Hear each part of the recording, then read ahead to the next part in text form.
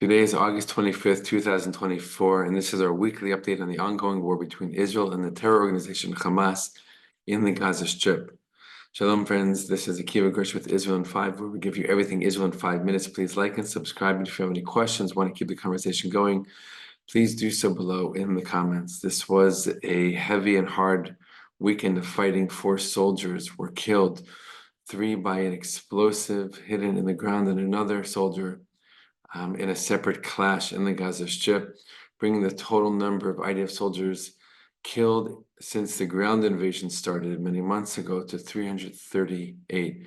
The IDF continues to fight Hamas operatives, terrorists throughout the Gaza Strip, while still maintaining control over many parts of the Gaza Strip and severely limiting the Hamas terror organization's ability to harm the citizens of Israel. In recent news, the IDF made a decision that wherever rockets are fired from, here and there, much less than since the beginning of the war, but every now and then there are rockets launched from the Gaza Strip, and the IDF made a decision to clear the area of civilians wherever rockets are fired from, and to focus more intensely there to knock out the rocket launchers and any terrorists in the area. Israel continues to maintain control over the Philadelphia corridor, which is on the border between Gaza and Egypt, a very, very important section of the Gaza Strip for security, for Israel's safety. And in the ongoing talks, negotiations for ceasefire hostage deal, that is a central piece of the negotiations. Will Israel remain in that area, the Philadelphia corridor, or not fully, not at all, partially? That's a big question. From what we're hearing in the media and what the news agencies are sharing with us, the negotiations are not going very well, and Hamas, up until now, has even refused to directly take part in them, and has even announced their denial, their refusing of the terms of negotiation deals that have been presented so far by Israel and the United States.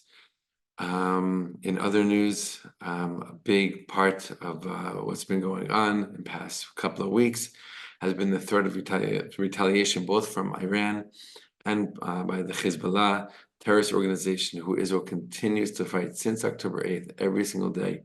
Rockets and attacks are launched from southern Lebanon into Israeli airspace and onto Israeli soil by the HEZBOLLAH terrorist organization funded by Iran, like Hamas, an Islamist, extremist, fundamentalist, jihad-based terror organization. And both HEZBOLLAH and Iran have threatened retaliation ever since the Hamas leader was killed on Iranian soil a few weeks ago.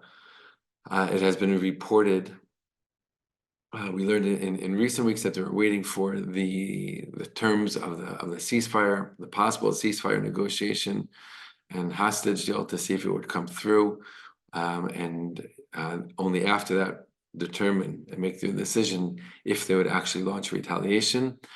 The IDF has shared just yesterday that this week will be a very significant week, with the very real possibility of this week being the time when HEZBOLLAH does launch a retaliation attack against Israel, regardless of what happens with the deal. So the IDF is on high alert, and the country is bracing itself for possible attack larger than we've seen before by HEZBOLLAH, the largest that we've seen since HEZBOLLAH started attacking Israel on October 8th, just one day after the October 7th attack by thousands of Hamas terrorists into Israel along the Gaza border. These are the main news items of the past few days, of the past few weeks. Just to add one, this last week saw the rescue of 6 bodies of hostages. Unfortunately, were killed in the Gaza Strip. IDF soldiers had intelligence that led them to a certain tunnel in the Gaza Strip in the area of Khan Yunis. They took out operatives in the area. They went into the tunnel, and they found 6 bodies of Israeli hostages who unfortunately were no longer alive. Forensic investigations show that every single one of these bodies, all 6 of them, had bullet wounds in them, making it very clear that Hamas terrorists murdered them while they were in captivity.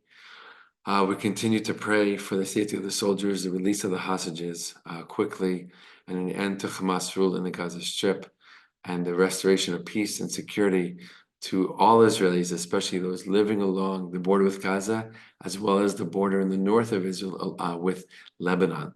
Hundreds of thousands of Israelis have still not returned home because of this fighting, having to evacuate their homes immediately after the beginning of this war. We pray for their safe return and for safety and security, and we appreciate your ongoing support, prayers, and thoughts for Israel. All the best and be well.